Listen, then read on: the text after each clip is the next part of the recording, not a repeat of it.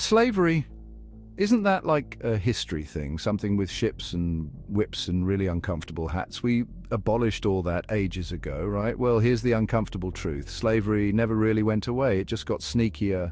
It swapped the shackles for student loans and the whips for overtime hours. We may not see chains, but millions are still trapped in systems that exploit and dehumanize. Think about it. We build entire societies around rules and structures. Some are good, some are just plain weird.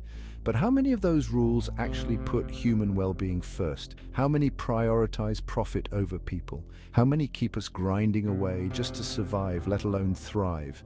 The truth is, we've traded one form of slavery for another. It's time to face the ugly reality. Modern slavery is alive and well, and it's happening right under our noses. So, how do we even define slavery in this day and age? It's a complex issue that goes beyond the traditional images we might have in our minds. It's not as simple as someone owning another person outright. The face of slavery has changed, but its essence remains the same. Although, let's be honest, that still happens in some dark corners of the world. There are places where people are still physically chained and forced to work against their will. Modern slavery is more insidious. It's about control. It's about manipulating people into situations where they feel they have no choice. It's about being forced to work or live in a certain way, often under threat or coercion. This can happen in many forms and in many places. Think sweatshops pumping out cheap clothes. These are places where workers toil for long hours in unsafe conditions for meager pay. Think migrant workers trapped in exploitative contracts. They often find themselves in debt bondage, unable to leave because they owe money to their employers. Think about the people trapped in human trafficking rings. They are often lured with false promises and then forced into labor or sexual exploitation. These are just a few examples of the very real, very brutal face of modern slavery. It's a hidden crime that affects millions of people worldwide. But the chains aren't always physical. They can be psychological, binding people with fear and manipulation. They can be mental too. The pressure to conform, to meet impossible standards, can be a form of slavery.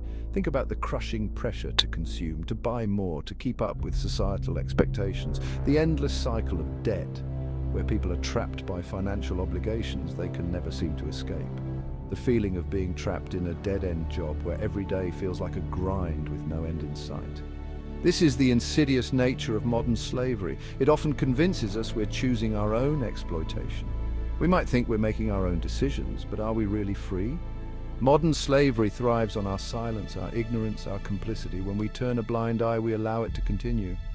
But it doesn't have to be this way, that we have the power to make a change, to stand up against these injustices. By understanding the different forms it takes, we can begin to dismantle the systems that perpetuate it. We can support organizations that fight against modern slavery, educate ourselves and others, and advocate for stronger laws and protections. We can also support survivors, helping them rebuild their lives and regain their freedom.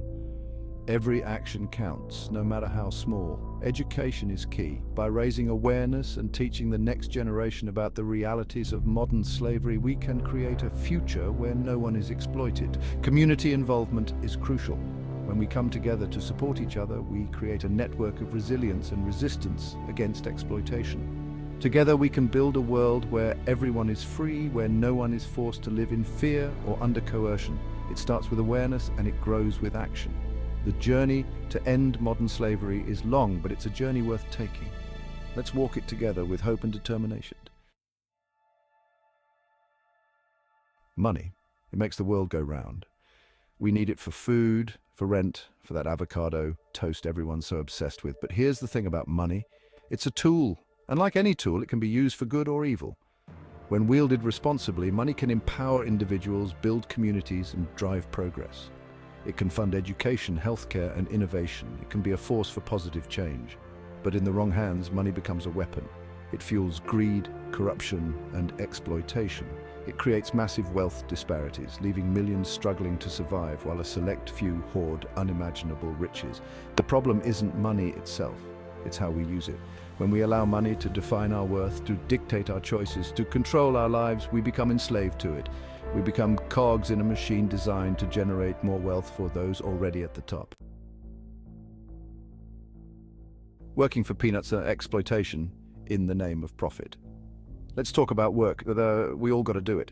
Work is an essential part of our lives, a means to provide for ourselves and our families. It's something that connects us all, regardless of where we come from or what we do. But when does doing what you got to do cross the line into exploitation?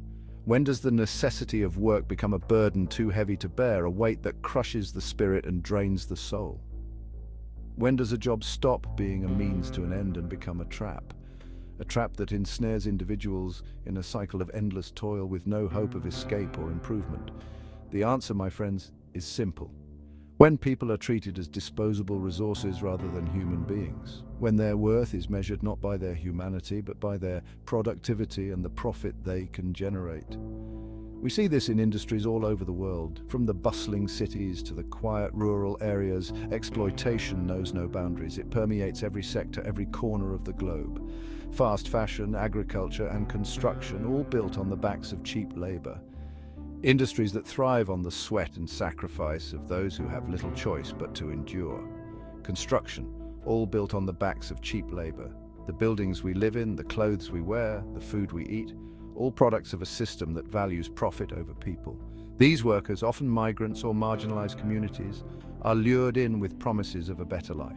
They leave their homes, their families in search of opportunity, only to find themselves trapped in a cycle of exploitation. What they get instead are dangerous conditions, unfair wages, and little to no worker protections. They risk their lives daily for a pittance, with no safety net to catch them when they fall. They're trapped in a system designed to squeeze every last drop of profit out of them, regardless of the human cost. A system that sees them not as people, but as tools to be used and discarded. This isn't just a problem in developing countries, it's a global issue affecting workers everywhere, from the factories of Asia to the offices of America. Exploitation happens everywhere, even in our own backyard. It's not just a distant problem, but one that exists within our own communities, often hidden in plain sight. Think about the gig economy, where workers are misclassified as independent contractors. They are promised flexibility and freedom, but the reality is far different. Where workers are misclassified as independent contractors, stripped of benefits and left vulnerable to wage theft.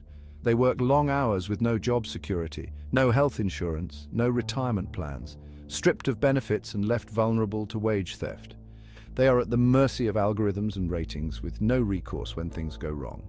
The pursuit of profit at any cost has created a global system of exploitation, a system that prioritizes the bottom line over the well-being of workers, that values money over human lives.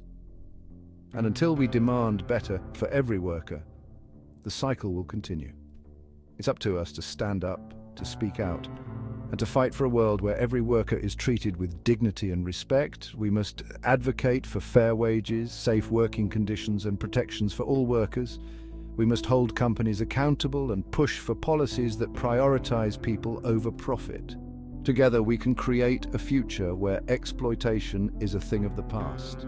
A future where work is a means to a better life, not a trap that ensnares the vulnerable. Let's build a world where every worker is valued, where every job is a path to prosperity, and where exploitation has no place.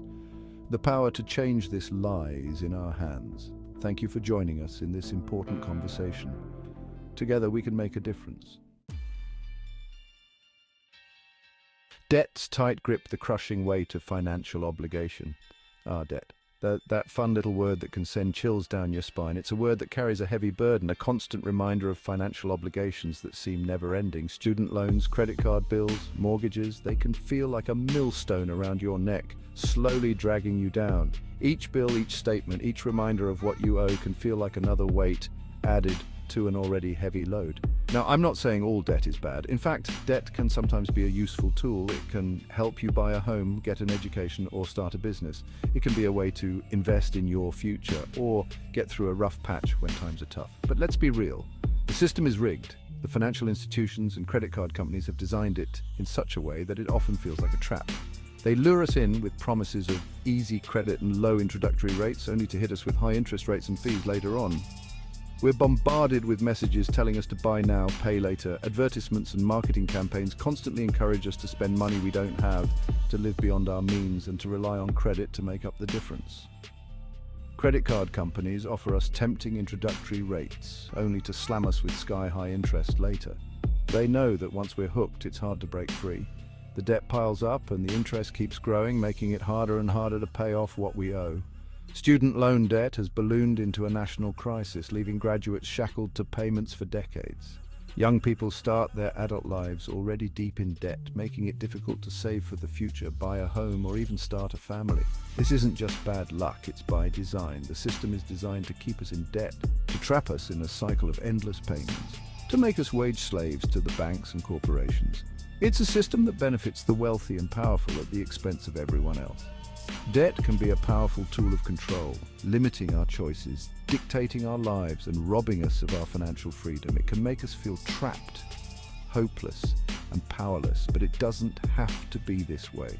The first step to breaking free from the crushing weight of financial obligation is to understand how the system works and to take control of our own financial destiny. We need to educate ourselves about money, debt, and personal finance. We need to make informed decisions and be mindful of the choices we make. We can start by creating a budget, living within our means, and avoiding unnecessary debt. We can look for ways to save money, pay off existing debt, and build an emergency fund.